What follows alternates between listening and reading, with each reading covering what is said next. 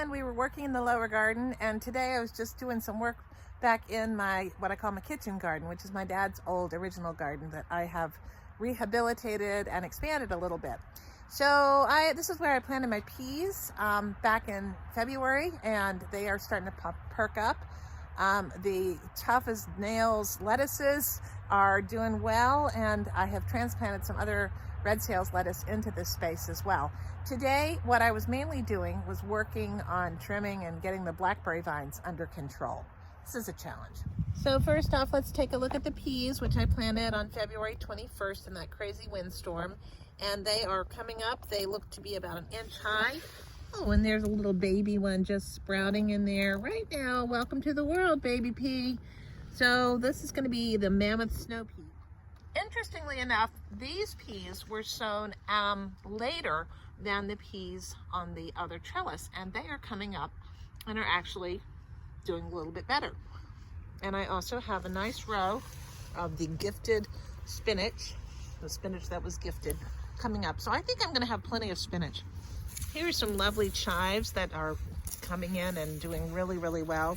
And I believe that these are some elephant garlics coming up. Those actually self-seeded. So these are the red sales lettuces. I was curious as to whether these would weather the weather yesterday. Oh, that sounds so bad. But we had snow and freezing rain and ice pellets all day yesterday. But I don't think it really went down way below freezing, and it certainly didn't stick. So it looks like everything in this bed came on just fine, even though they're just tender little radishes. Spinach, of course, doesn't mind the cold a bit. And these, but I was a little bit worried at these little red sales lettuces, simply because they are recently planted, but they did fine. Okay, so over here we have the, I think it's the Crawford bed lettuce. It's here. This is really nice. I'm going to have that in a salad tonight.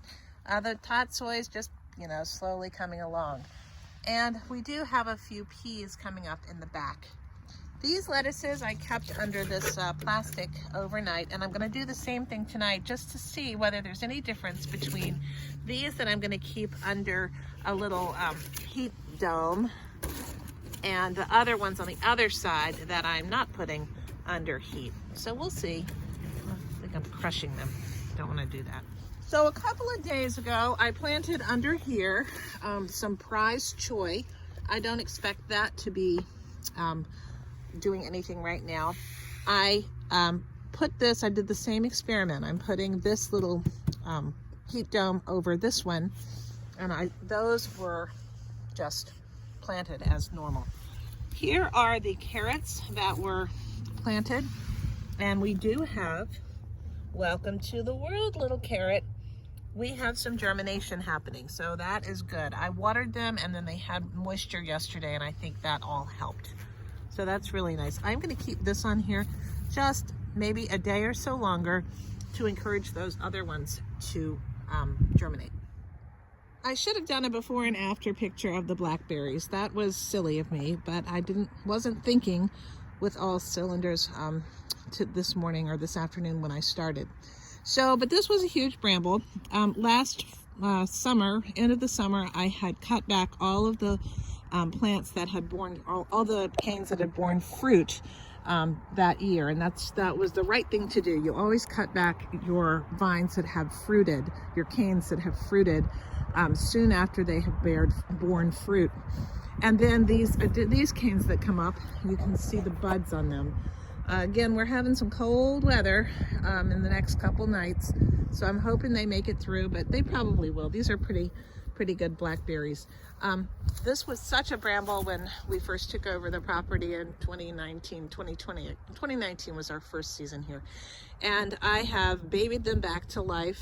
Well, I haven't babied them that much, but they have been really productive. These were vines that my dad planted, so it always reminds me of him when I pick blackberries in the morning for my breakfast, just outside the kitchen door. Go outside the fenced in area to see what's going on. It's a bit of a jumble. This is my potting mix area. And these are canes that had planted themselves. And so I dug them up when I was trimming. These are blackberry canes.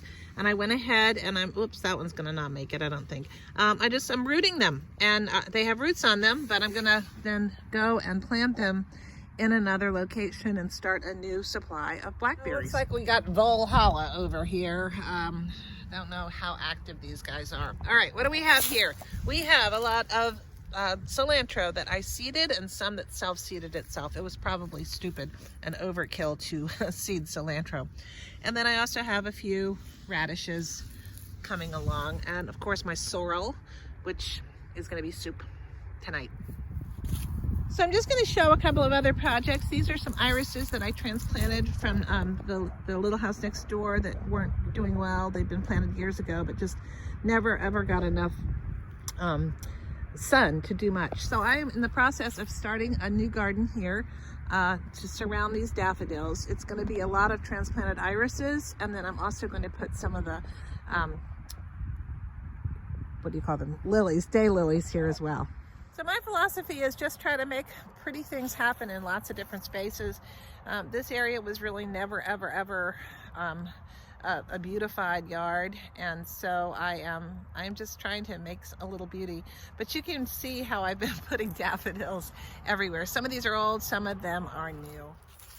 So I would love some comments and down below, and some thoughts about this little area. Now this is an area between the oldest buildings and the house. It's the back of the house. And I planted, oh my God, I planted this strip of daffodils and 2 years ago, and it's a very nice strip of daffodils, but then it gets mowed down and nothing happens back here. So I'm thinking about seeing what else I can do. Of course, people mowing the lawn will probably be really mad at me, but I figure if I kind of keep it in a line, maybe, just maybe, they can mow around it. But I'm thinking perennials, and I'm thinking things that can take some shade. Also has a walnut issue. So I'm going to try to put in some irises that I'm going to transplant because they're there and they're free and they're not thriving where they are. And some of daylilies. So maybe daylilies surrounding and sort of among these daffodils, and then irises coming up here and there as well would make a pretty strip. It's a pretty long strip of daffodils. So, and it's really nice to be able to look out of the kitchen window and see this big color splash coming at me. And I'd like to be able to do that different times of the season. So even though we got a couple of cold nights coming up, I went ahead and I just put the pansies in, because pansies tend to do pretty darn well. And actually, this is the back porch garden that I made a video about, the old tree coming down. And you know why I put the pansies in? Because these are pansies that have wintered over. This is a pansy, and that's a pansy, and that's a pansy.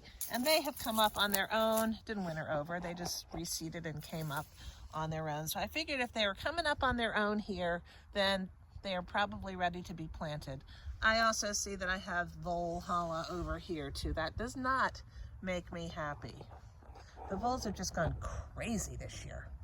So you can see some of the daffodils that I planted to make it a spring garden as I go here. It's a really pretty little strip of plants. And I've got some tulips coming around. There'll be some irises coming up. Here are my great-grandmother's lilies coming up. And then in the back, those are the blackberry lilies that I made a short video about, and you can find in my wild yard or my wild lawn section. They just do their own thing.